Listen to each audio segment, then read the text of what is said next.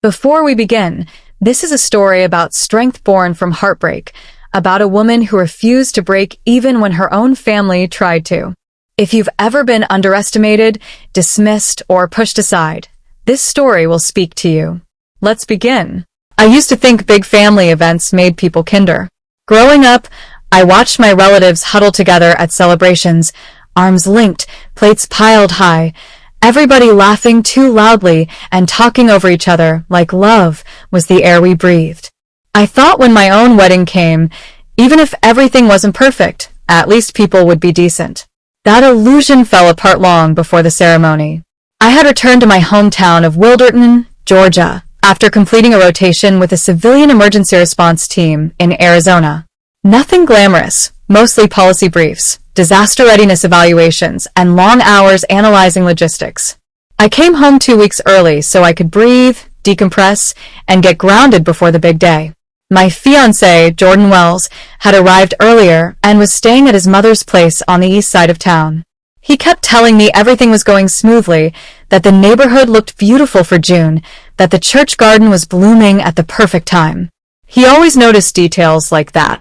For a moment, I let myself believe things might actually go right. When I got to my parents' house, the atmosphere was not warm, but tolerable. My mother, Rochelle, greeted me with a stiff smile. My father, Marlon, gave me a nod that barely qualified as acknowledgement. And my younger sister, Sarah, hovered like she was waiting for someone else to speak first. They had never understood my career, coordinating disaster operations, working with federal task forces, serving as an on-call crisis specialist. They saw it as running around fixing things that weren't your business. I should have known that nothing about this weekend would be peaceful. Later that afternoon, I sat at the kitchen table with my mother while she reviewed the last-minute wedding tasks. She tapped her pen against her clipboard more than she talked. My father passed through a dozen times without looking at me, and Sarah scrolled her phone loudly, glancing up only when she thought someone might praise her for something she hadn't actually done. The tension was thick enough to taste. I went upstairs around 6, wanting to check the dresses I brought.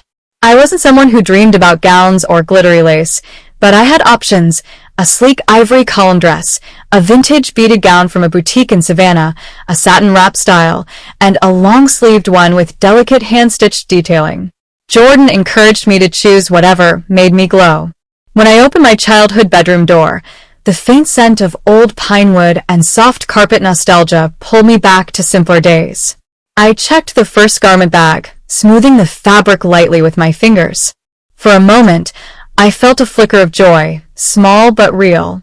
I imagined stepping into one of those dresses tomorrow morning, imagined standing tall, imagined the moment I never thought I'd allow myself to have. That would be the last peaceful breath I took in that house. Dinner came and went in an uncomfortable silence, broken occasionally by Sarah's attempts at jokes that weren't funny. My father barely looked at me. I decided to be the bigger person, something I had done my entire life, so I let everything go. By 9, I headed to bed early. Jordan called to say goodnight, and for a few minutes, his voice steadied me. I fell asleep believing that whatever happened tomorrow would be beautiful. I was wrong. Something woke me a few hours later. The soft click of my door, the hushed murmur of voices, footsteps tiptoeing down the hall. At first, I thought it was leftover anxiety from travel. But then I noticed the air, disturbed, dusty, wrong. I turned on the lamp. My dresses were no longer hanging straight. One bag sagged oddly. Another was half unzipped. A cold, awful dread crawled up my spine. I crossed the room, hands trembling without my permission. I opened the first zipper. A long slash ripped straight through the bodice. My breath collapsed in my chest. I tore open the second bag. Destroyed. The third. Ruined. The fourth. Shredded beyond recognition, like someone had taken pleasure in tearing every layer apart. I didn't even realize my knees hit the floor until the carpet pressed against them. All I could hear was my pulse slamming in my ears. Then footsteps. I turned. My father stood in the doorway, but he didn't look guilty, or sorry, or conflicted. He looked pleased. "You brought this on yourself," he said, voice low and steady. Walking around like you're too important now. Like your work makes you better than this family. I stared at him, unable to speak. My mother stood behind him, eyes lowered, arms folded tight against herself. And Saria leaned on the wall with a smirk, her signature expression whenever she wasn't the target. Get some sleep, Dad said. The wedding's canceled. They turned and left. The door shut with a quiet, final click. And just like that, the home I grew up in felt smaller than a shoebox. Smaller than a memory. Smaller than the child they once convinced me I had to be. But I didn't cry. Shock numbed everything, freezing me in place. Minutes passed. Maybe hours.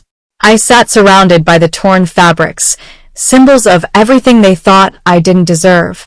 But deep beneath the ache, something else stirred. Not rage. Not grief. Resolve.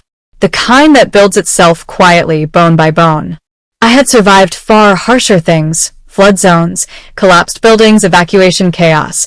Nights sleeping in tents during storms that rattled metal poles like bones. This would not end me. It would define me. I stood slowly, my legs unsteady, but my spirit unmistakably rising. Fine. Let the dresses be ruined. Let them think they could tear apart my future. They didn't understand the woman they raised. Not anymore. I didn't sleep after that. The house was too silent, too heavy, too full of the echoes of what my family had done. I sat on the floor for a long time, staring at the torn gowns, letting the numbness drain away until steady thinking took its place. By 3 a.m, I rose to my feet. No trembling. No panic. Just clarity, the kind that comes when you have nothing left to lose. I didn't bother touching the dresses again. Their shredded edges pulled across the carpet like fallen feathers, reminders of how far my family was willing to go to keep me small. But I was done playing small. I packed my bags with precision, something my crisis work had taught me well. Shoes, personal documents, emergency binder, toiletries, my grandmother's hand-carved hair comb, and the handwritten note Jordan gave me earlier that week. Whatever tomorrow holds, we choose it together. I tucked it safely inside. Then I reached behind my closet, the place I kept things that mattered. Hidden behind a stack of shoeboxes was a garment bag no one in the house had ever paid attention to. Inside it hung the one thing no one in that family had earned the right to touch. My series emergency response dress uniform, crisp white with indigo trim, adorned with pins, emblems, and citations from years of field deployments, flood rescues, wildfire coordination, hurricane management, community evacuation planning. Work they mocked. Work they belittled. Work they never understood. I unzipped the bag halfway and let the soft sheen of the shoulder emblem catch the moonlight. Director-level clearance. A position I had never bragged about. A role my parents never bothered to ask about. They didn't respect the life I built, but that uniform did. By 4, my bags were packed. My mind was steady. I walked downstairs, each step echoing in the dark hallway like a goodbye drumbeat. A lamp still burned in the living room. My mother must have left it on, expecting me to come down sobbing, begging, apologizing. But the only thing I carried was peace carved from fire. I slipped out the front door into the cool Georgia night. The sky was a deep navy, dotted with stars that looked like they were waiting for dawn. I got into my car, started the engine, and drove away without looking back. Not once. I headed toward the Tri-County Response Hub, where I'd spent years training teams, mentoring new coordinators, learning the difference between fear and readiness. The gate guard, Officer Lane, a young man with bright eyes and a steady voice, recognized me instantly. "Director Rivers?" he asked, brows lifting with concern. "Everything all right?" I swallowed the burn in my throat. Needed a place to breathe. "Say no more," he said, stepping aside. "Welcome home." That word, home, hit me harder than anything my family had done. Inside the compound, the street lamps burned low, casting soft halos across the pavement. The flag outside the main building fluttered lazily in the breeze. I walked toward it, my steps slow and deliberate. Behind me, a familiar voice carried through the air. "Rough night." I turned. Standing under a lamp was Chief Marshal Darius Givens, a tall, older black man with weathered skin and calm eyes, a man who had guided half the young responders who came through our division. He was the kind of mentor who never needed to raise his voice to teach discipline. His presence alone was enough.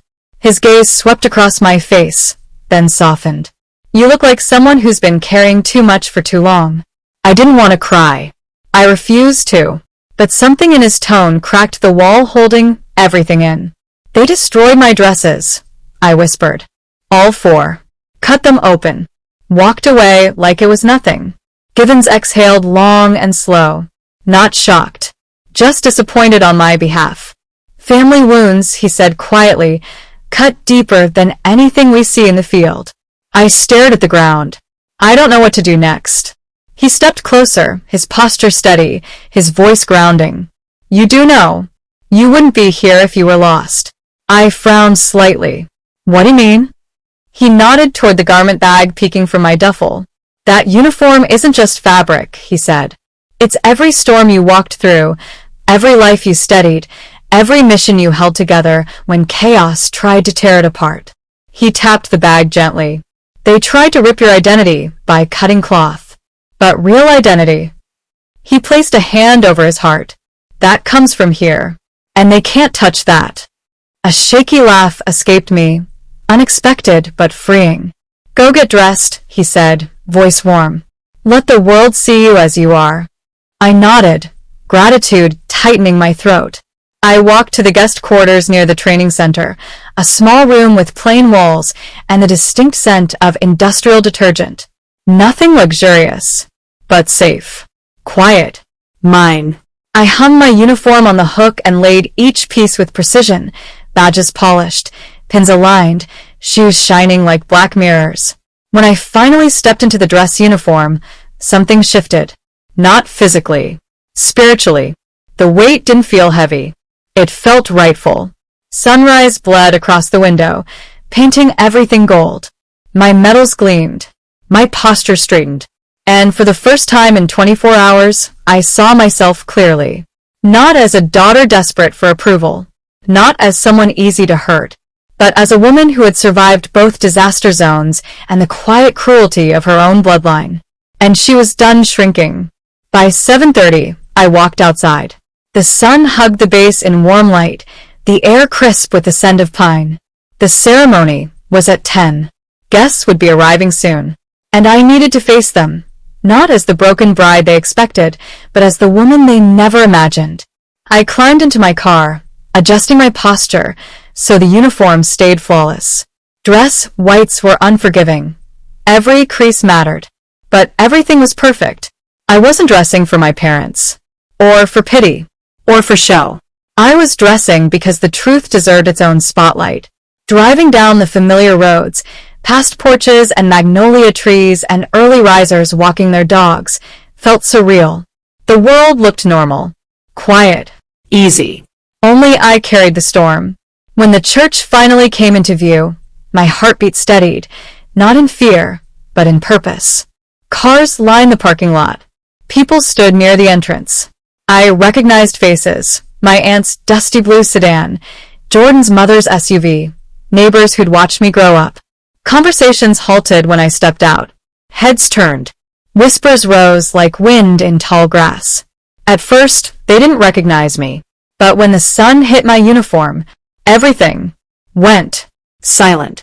Jordan's mother was the first to reach me. A warm black woman with silver streaks in her locks and a soft voice that could calm a riot. She took one look at me, and her eyes watered. "Oh, baby," she whispered, pulling me into her arms. What did they do? She knew. Somehow she knew. Before I could answer, Jordan appeared beside her. His hand brushed the edge of my collar with reverence. "You look like yourself," he said softly. "Like the woman I fell in love with." That was the moment I knew I would walk into that chapel. But not the way anyone expected. I walked toward the church entrance alone. Not lonely, just anchored in something deeper than companionship. A kind of quiet determination humming through my bones. Inside, the chapel felt cool, touched by the lingering chill of morning air. Warm light from the stained glass windows painted the wooden floors in soft blues and ambers. Guests murmured behind pews, whispering before falling into stunned silence as I stepped down the aisle. And near the altar, there they were, my parents. Rochelle's face was the first to crack. Her eyes widened, her lips parted, and she looked suddenly much older than she had the night before. My father, Marlon, stiffened like someone had poured ice water down his spine. And my sister, Saria, she stared, mouth slightly open, as if she couldn't comprehend what she was seeing. But it was my uniform that spoke before I did. Its sharp lines. Its undeniable authority. Its story. Saria's voice sliced through the silence like a clumsy knife. Dang, look at all that on her chest. She didn't need to shout. Her tone carried through the room loud enough for every ear to catch it. Whispers rose instantly. Some shocked. Some impressed. Some offended. Older men, retired responders, military vets, former service members, leaned forward in their seats, eyes narrowing with recognition. My father's face drained of color. My mother covered her mouth. I stood in front of them, back straight, head high, breathing steady. This was where a bride would normally stand soft, shy, delicate. But I wasn't a delicate bride. I was something else entirely. I tapped one of my citations lightly with a finger. This, I said, voice calm and low, is what you tried to tear apart. The sentence hung in the air like a bell struck by lightning. My father looked as if he'd been slapped. My mother's mascara smudged as she blinked rapidly. Saria shrank in her seat. But I didn't raise my voice. Truth didn't need volume. It needed presence. And I had it. Why? My mother whispered, her voice small in a way I had never heard. Why wouldn't you tell us? I inhaled, slow and controlled. I tried, I said softly. Many times. Their faces crumbled, understanding arriving a decade too late. Before another word could fall, a deeper voice rose from the third pew. Retired Captain Jonas Reed, Jordan's father, stood tall, shoulders squared, chin lifted, the presence of a man who had seen life at its hardest and still stood with dignity. That woman, he said, pointing at me, has spent years protecting communities across this country. Respect should be the bare minimum. My father flinched. Captain Reed continued, his voice rolling through the chapel like a low, authoritative drum. You don't treat a daughter like an inconvenience. And you never, he paused, letting the weight build, destroy the symbol of her commitment. A hush fell. My father's jaw quivered. My mother looked like she wanted to sink into the floor. Saria rolled her lips inward, finally understanding she was on the wrong side of something big. I took a breath and stepped closer. Last night, I said clearly, you cut all 4 of my wedding gowns. Then told me I deserved it. Gasps rippled through the room. A few older women clutched their pearls. Someone whispered, Lord have mercy. My mother's shoulders slumped, as if someone had poured sand into her bones. We didn't mean, she stammered. We weren't thinking. No, I said gently. You were thinking clearly enough to pick up scissors. My father exhaled sharply. You embarrassed this family, he snapped quietly, anger fighting to resurface. I shook my head. No. I revealed who I am. You tried to hide it. A simmer of approval rolled through the crowd. Saria swallowed hard. We just thought you were showing off. Showing off. I repeated softly. I spent years working in disaster zones. I earned this uniform. Nothing about it is for show. My father clenched his jaw. You think you're better than us. I lowered my voice to a level that cut deeper than shouting ever could. No. I finally stopped believing I was worse. His eyes jolted, stunned. A rustle came from the 4th row. Great Aunt Lorraine, a woman who carried her age and wisdom like medals of her own, pushed herself to her feet using her cane. Baby, don't let them shrink you, she said loudly. You stand tall.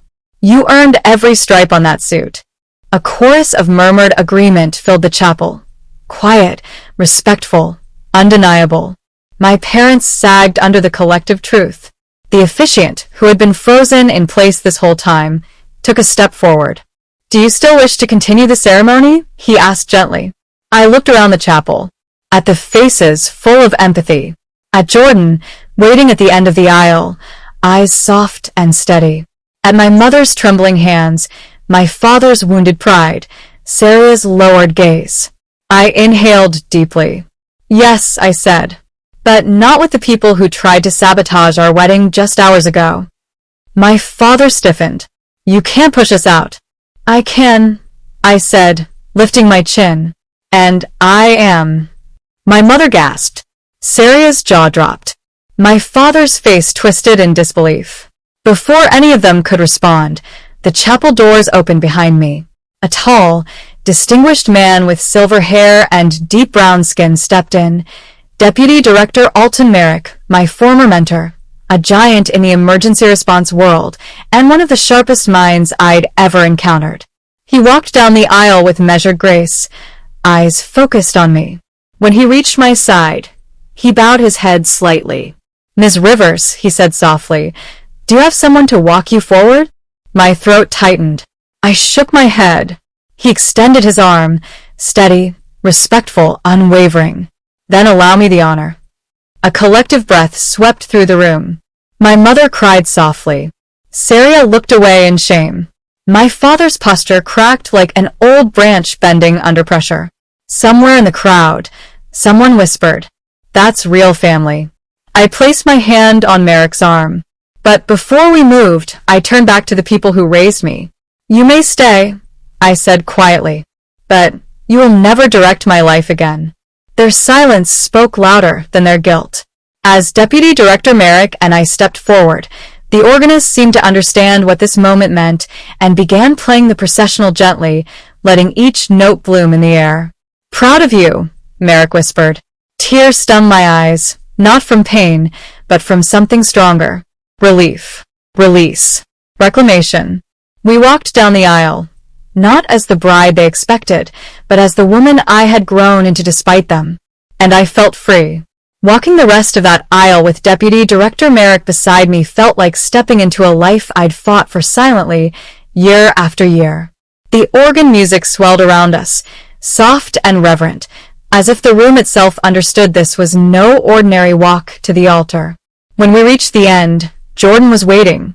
His eyes sparkled, not with pity, not with confusion, but with pure admiration.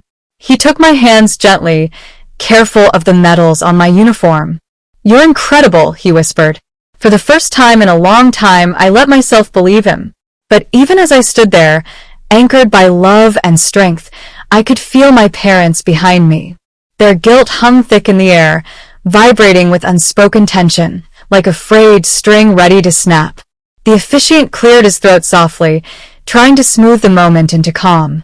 "Marriage," he began, voice warm, "is built on honesty, respect, and the courage to walk through difficulty with grace." My mother flinched. My father's jaw clenched. Sarah stared at the floor. The ceremony moved gently from one vow to the next. Jordan's voice was steady, warm. Mine trembled slightly, not from fear, but from the emotion of everything that had unfolded. It should have been simple, but life rarely gives you simple. When the officiant reached the line that felt pulled from another century, "If anyone has reason to speak," I prayed he would move past it quickly. He didn't, and my father stood. A sharp, collective inhale rippled through the room. My mother yanked at his sleeve. Sarah's eyes darted up in panic. Jordan stiffened, but kept hold of my hand. My father swallowed. His voice cracked. "I have something to say." Every nerve in my body braced. He looked down at the floor, not at me. Then, in a voice that trembled with something unfamiliar, he spoke. I didn't raise her right. The room froze. He cleared his throat, eyes still lowered. "My daughter has done things I never understood. I thought if I kept her small, kept her in line, she'd stay close enough for me to recognize. But I was wrong." My mother covered her mouth. Tears rolled freely this time. Not the performative ones, but real ones born from an unraveling truth. We tore up her dresses, My father continued, voice strained. All of them. I told myself she deserved it. I told myself she needed humbling. The words fell like stones. Saria's breath hitched. Her shoulders shook. But when she walked in wearing that uniform, he said, finally lifting his head, I realized I've spent years trying to tear down someone who's stronger than I ever learned how to be. A few people wiped their eyes. Some nodded. Others silently mouthed prayers. My father's voice thickened. I felt small this morning, smaller than I've ever felt. And I deserved that. She didn't. Saria stepped forward next, her voice shaking. I didn't want to help tear the dresses, she whispered. But I did. And I'm sorry. I thought it would. I don't even know what I thought. I just wanted to follow Dad, and I didn't think for myself. I'm sorry. Her apology was clumsy, raw, sincere. And for the first time in my life, she looked like a human being instead of the shadow of our parents. I swallowed hard. The officiant quietly stepped back, letting the truth fill the room without interruption. I took a steadying breath. Thank you, I said softly, for saying that. My father looked up, eyes red. My mother's lips trembled. Saria wiped her face with a shaky hand. But I continued gently. This isn't about last night anymore. My father nodded slowly. I know. It's about years of silence, I said. Years of being dismissed, of being treated like I didn't measure up. Years of you refusing to see me. My mother took a step closer. I see you now, she whispered, tears falling fast. And I want to do better. My father reached for her hand, something I'd rarely seen him do. I want to try, he said, if you'll let me. A wave of warmth, fragile, uncertain, but real, rose in my chest. Trying, I said softly, starts with listening, with respecting, with doing the work. He nodded again. I'll do it. I believed him. Not because of eloquence, but because humility had cracked him open in front of an entire room. The officiant cleared his throat again, a gentle smile shaping his face. Shall we continue? He asked. I turned to Jordan. His eyes held me like I was the center of a universe built on steadiness.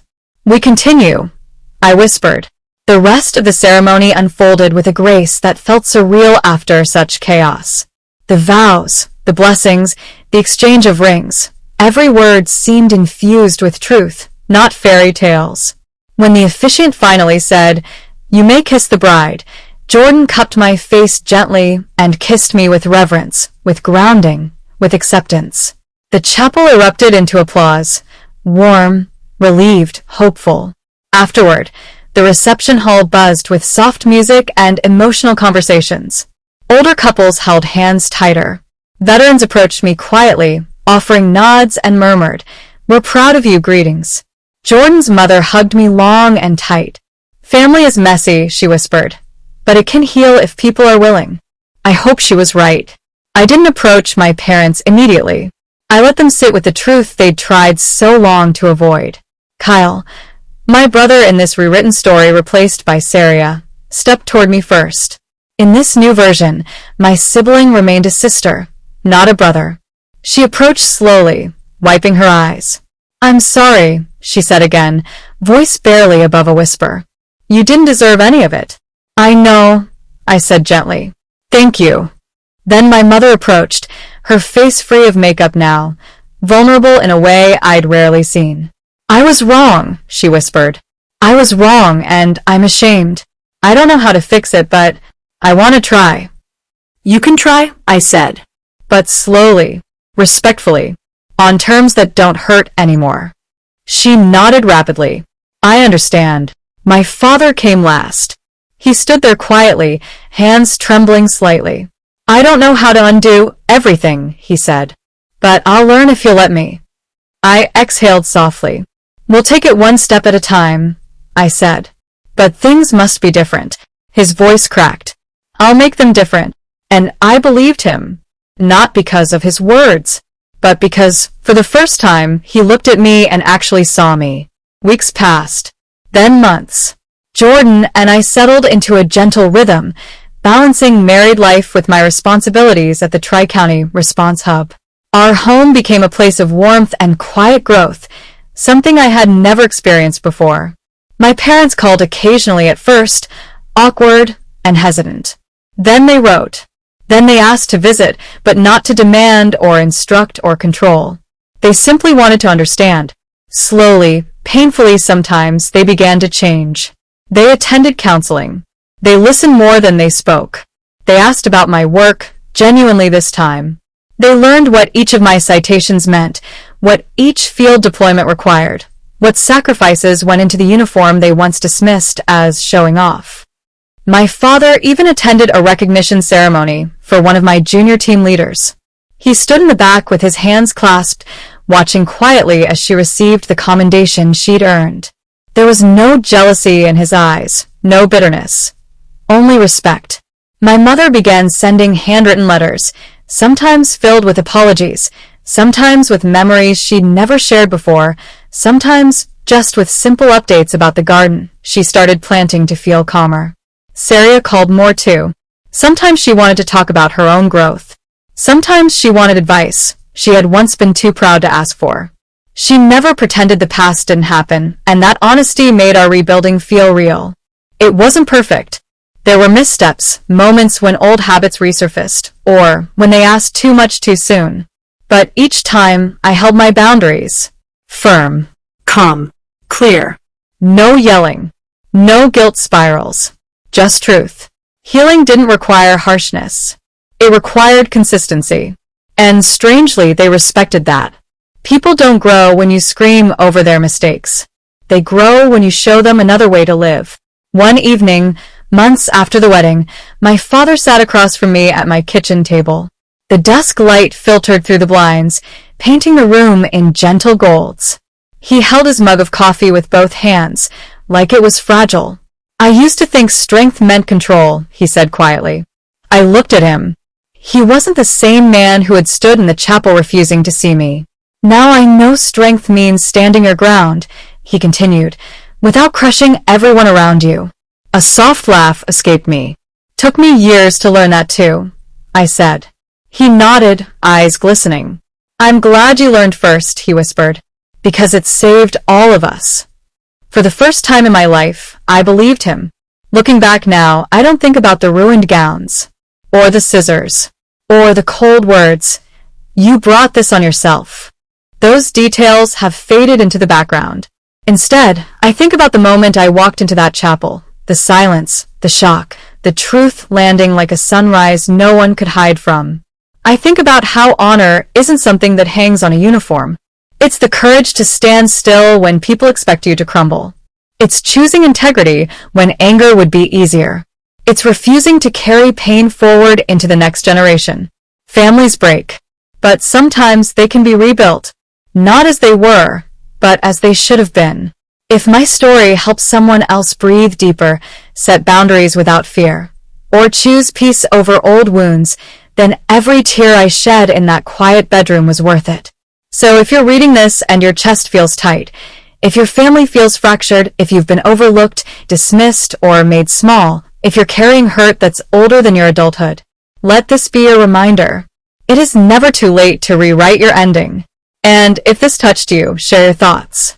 If you want more stories like this, you're always welcome to stay a little longer. In the end, this wasn't a story about a ruined wedding dress or a family too blind to see the strength they raised.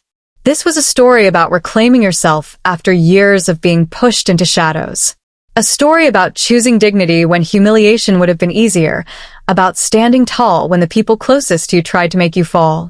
Because the truth is this, sometimes the people who break you are the same ones who need to see you rise. Not for revenge, but for revelation. And when you finally stand in your full identity, when you stop shrinking to make others comfortable, when you choose peace over pain, the whole world shifts. Healing didn't start when the apologies came.